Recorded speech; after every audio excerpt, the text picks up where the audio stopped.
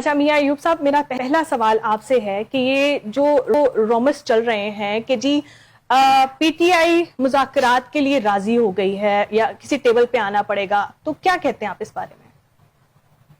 بہت شکریہ جی. مذاکرات کی حکومت نے کافی دفعہ انہیں پیشکش کی ہے، مگر انہیں سمجھ نہیں آ رہی کہ پیشکش قبول کس نے کرنی ہے. ہر بندہ ان کا لیڈر ہے، ہر بندہ اپنے آپ کو چیئرمین سمجھتا ہے اور ہر بندہ ویٹو کی پاور رکھتا ہے. اگر یہ مذاکرات کر لیں، یہی بات ہم پچھلے 3-4 سال سے انہیں سمجھانے کی کوشش کر رہے ہیں. اگر پاکستان کے ساتھ مخلص ہیں، پاکستان کی ترقی چاہتے ہیں، عوام کی بھلائی چاہتے ہیں، تو ٹیبل پہ ہی بیٹھنا پڑے. جتنی بڑی بڑی جنگیں بھی ہو جائیں تو ان کا حل آخر ٹیبل پہ بیٹھ کے ہی ہوتا ہے. تو اب اللہ کرے اگر انہیں سمجھ آ گئی ہے، مجھے تو نہیں لگتا یہ وہ جمع تفریق والی بات ہے، شام کو پھر یہ مکر جائیں گے. تو اگر یہ ٹیبل پہ آئیں گے تو ان کا بھی بھلا ہوگا اور پاکستان کا اور عوام کا بھی بھلا ہوگا. تو مذاکرات کے راستے کھلے رکھنے چاہیے، بند نہیں کرنے چاہیے. میاں صاحب، آپ کو کیا لگتا ہے، کیا کانفیڈنس ہے جس کی وجہ سے یہ لوگ بیٹھ نہیں رہے، ٹیبل پہ بات نہیں سن رہے؟ کیونکہ obviously at the end of the day ہمیں مذاکرات سے ہی مسئلوں کا حل نکالنا ہے.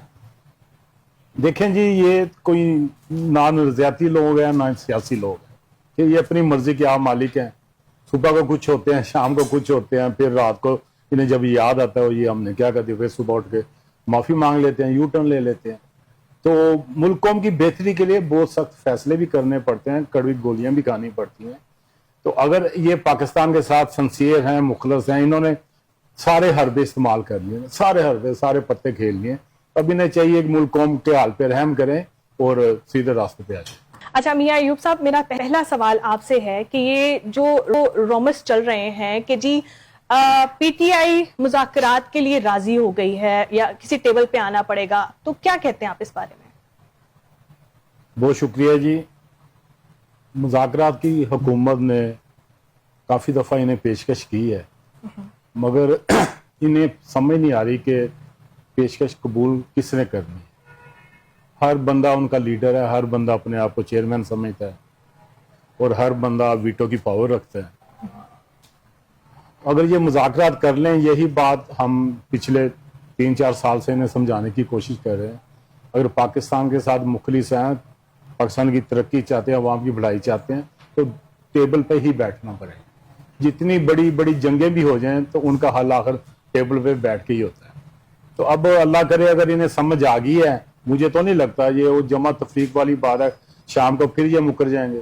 تو اگر یہ ٹیبل پہ آئیں گے تو ان کا بھی بھلا ہوگا اور پاکستان کا اور عوام کا بھی بھلا ہوگا. تو مذاکرات کے راستے کھلے رکھنے چاہیے، بند نہیں کرنے چاہیے. میاں صاحب، آپ کو کیا لگتا ہے، کیا کانفیڈنس ہے جس کی وجہ سے یہ لوگ بیٹھ نہیں رہے، ٹیبل پہ بات نہیں سن رہے؟ کیونکہ obviously at the end of the day ہمیں مذاکرات سے ہی مسئلوں کا حل نکالنا ہے.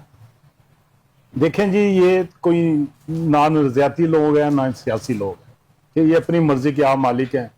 صبح کو کچھ ہوتے ہیں، شام کو کچھ ہوتے ہیں، پھر رات کو انہیں جب یاد آتا ہے یہ ہم نے کیا کر دیا، پھر صبح اٹھ کے معافی مانگ لیتے ہیں، یو ٹرن لے لیتے ہیں.